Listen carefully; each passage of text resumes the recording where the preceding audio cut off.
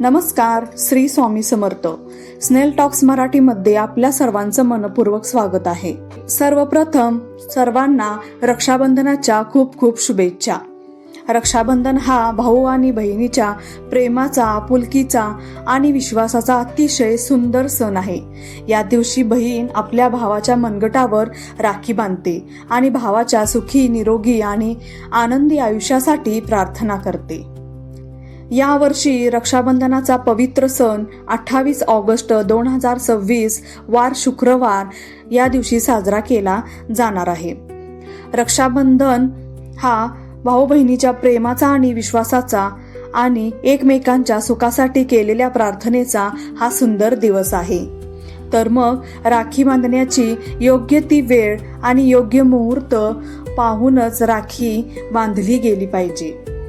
या वर्षी रक्षाबंधनाच्या दिवशी राखी नेमकी कोणत्या वेळी बांधावी आणि कोणते शुभ मुहूर्त आहेत आणि राहू काळ कोणता आहे किंवा भद्र काळ आहे का, असेल तर तो केव्हा आहे, हे सर्व आपण ह्या व्हिडिओमध्ये पाहणार आहोत. तेव्हा हा व्हिडिओ स्किप न करता शेवटपर्यंत नक्की पहा.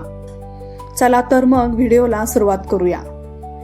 28 ऑगस्टला वार शुक्रवार रक्षाबंधन साजरे केले जाणार आहे. या पवित्र दिवशी आपण आपल्या भावास राखी बांधणार आहोत.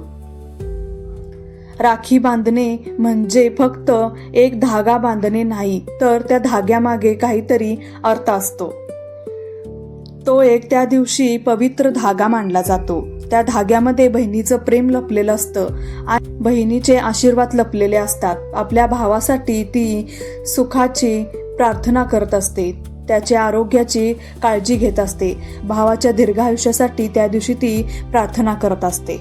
चला तर मग ह्या वर्षी राखी बांधण्याची योग्य वेळ कोणती आहे, शुभ मुहूर्त कोणता आहे, राहू काळ कोणता आहे, हे सर्व आपण पाहूया. चला तर मग व्हिडिओला सुरुवात करूया.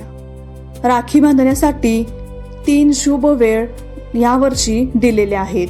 पहिला शुभ मुहूर्त हा सकाळी आहे. सकाळी 6:36 ते 9:45 पर्यंत आपण या शुभ वेळेत आपल्या भावास राखी बांधू शकतो.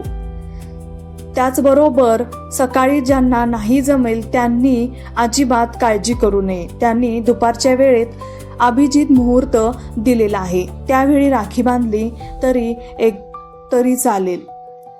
अभिजित मुहूर्त असा आहे, दुपारी 12:30 ते 12:51 या मिनिटात आपण आपल्या भावास राखी बांधू शकतो.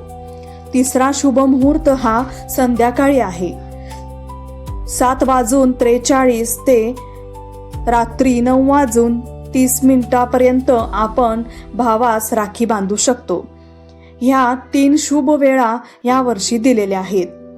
या तिन्ही वेळेत आपण आपल्या भावास कधीही राखी बांधू शकतो, पण लक्षात राहावे, राहू काळ बघूनच राखी बांधावी. या वर्षी राहू काळ सकाळी 10:45 ते दुपारी 12:02 पर्यंत असल्यामुळे या वेळेत राखी बांधणे टाळावे. त्याचबरोबर भद्रा काळ हा सूर्योदयापूर्वीच समाप्त होत असल्यामुळे भद्रा आहे का याची काळजी करू नये, कारण भद्रा हा सूर्योदयापूर्वी समाप्त होत असल्यामुळे राखी बांधण्यासाठी भद्रेचा अडथळा येणार नाही. त्या दिवशी फक्त आपण राहू काळ पाहूनच राखी बांधणे, बाकी तिन्ही वेळेस आपण राखी बांधावी. तसेच त्या दिवशी खड्गग्रास चंद्रग्रहण आहे, मात्र हे ग्रहण आपल्या भारतात दिसणार नाही. त्यामुळे भारतात रक्षाबंधनाच्या विधीवर ग्रहणाचा प्रत्यक्ष परिणाम मानला जाणार नाही. राखी बांधण्याची शुभ वेळ काय आहे ती तर आपण पाहिली, पण राखी बांधताना आपण आपल्या भावास कोणता मंत्र म्हणावा ते सुद्धा आपण ह्या व्हिडिओमध्ये पाहणार आहोत.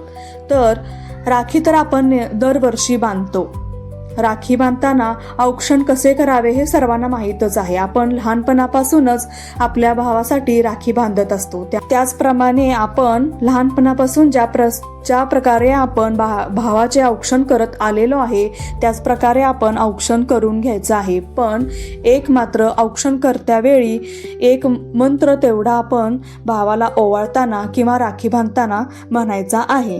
तो मंत्र असा आहे: एन बद्धो बली राजा दानवेंद्रो महाबला तेन त्वाम प्रतिबंधामी रक्षेमाचल माचल. हा मंत्र लिहून घ्या वाटल्यास, किंवा मी वरती स्क्रीनवर देणार आहे तो स्क्रीनशॉट काढून ठेवा आणि राखी बांधताना किंवा ओवाळताना आपल्या भावाला हा मंत्र नक्की म्हणा. एन बद्धो बलिराजा दानवेंद्रो महाबला तेन त्वाम प्रतिबंधामी रक्षे मामाचल. हा मंत्र नक्की नोट डाऊन करून ठेवा. आपल्या भावाची काळजी प्रत्येक बहिणीला असते आणि त्याच्या सुखासाठी, त्याच्या सुख समृद्धीसाठी, त्याच्या दीर्घायुष्यासाठी प्रत्येक बहीण ही त्या राखी पौर्णिमेच्या दिवशी मनापासून त्या सणाची वाट पाहत असते. तर चला मनापासून हा सण साजरा करूया. आणि हो, राखी बांधण्याची वेळ लक्षात ठेवण्यासाठी हा व्हिडिओ तुम्ही सेव्ह करून ठेवू शकता आणि आपल्या भावंडांसोबत हा नक्की व्हिडिओ शेअर करा. आपल्या सर्वांना ही माहिती कशी वाटली हे कमेंट करून नक्की सांगा. अशाच प्रेरणादायी आणि माहितीपूर्ण व्हिडिओसाठी स्नेल टॉक्स मराठी चॅनलला सबस्क्राईब करायला विसरू नका. लाईक करा, कमेंट करा, शेअर करा. देव आपल्या सर्व भावंडांच्या नात्यामध्ये प्रेम, आपुलकी आणि आनंद कायम ठेवो. परत भेटूया पुढच्या व्हिडिओमध्ये. तोपर्यंत श्री स्वामी समर्थ.